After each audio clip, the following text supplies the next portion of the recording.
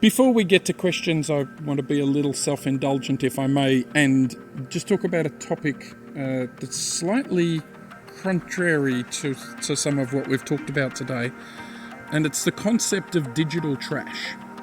And when I say digital trash, I don't mean a picture of a monkey wearing a cowboy hat on the back of a camel that, we made in Midjourney, not that type of trash.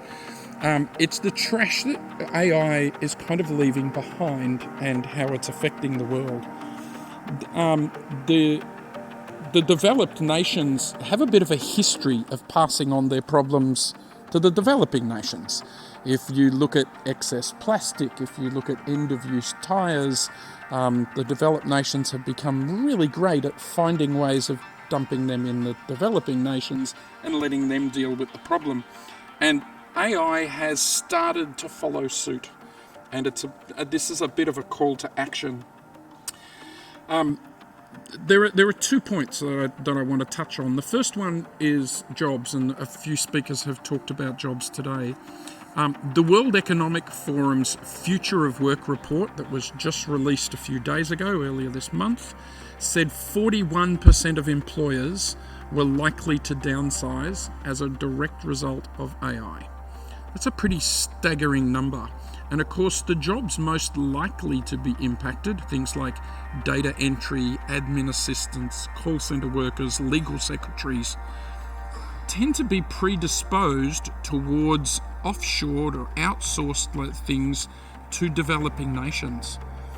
And on the other side of the coin, the jobs that are most likely are the fastest growing, according to the WEF report, was big data specialists, AI learning specialists, things like that. Jobs more likely to occur in a developed nation. And so we're getting this real imbalance. And the question is, how do the developing nations find the funds to retrain and reskill that they just don't have when they have structural infrastructure issues to fix? In Australia, in my home, the government just dropped $17 million on an AI adoption program for small to medium businesses.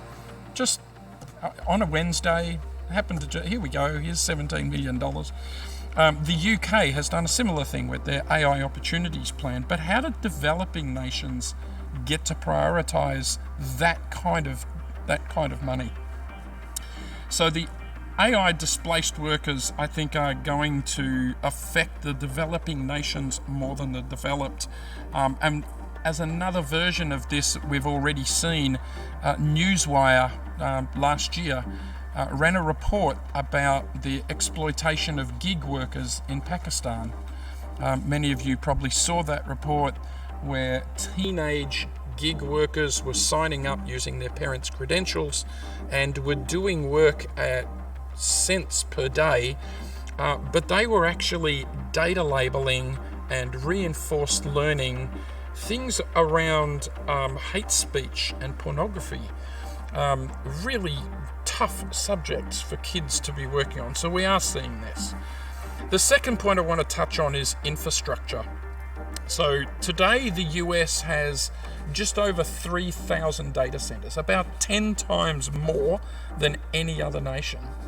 But developing nations like Kenya, Malaysia, Chile, and in particular Brazil are rapidly becoming key locations because they are a lower cost location for a data center. In fact, according to Reuters, between 2020 and 2022, Brazil's data centers increased by 127%. That is, they more than doubled in 2 years.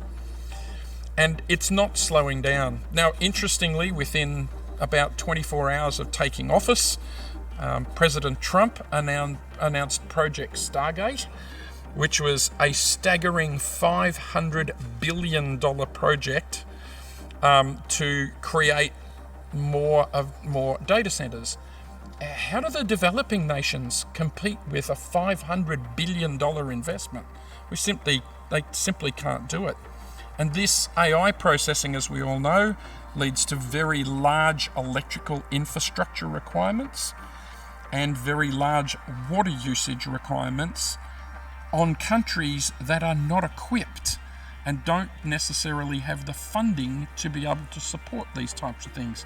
I want you to keep in mind too, when it comes to fresh water, that less than 3% of the world's water is fresh water, and that 2/3 of that is actually tied up in polar ice caps, or it's unavailable.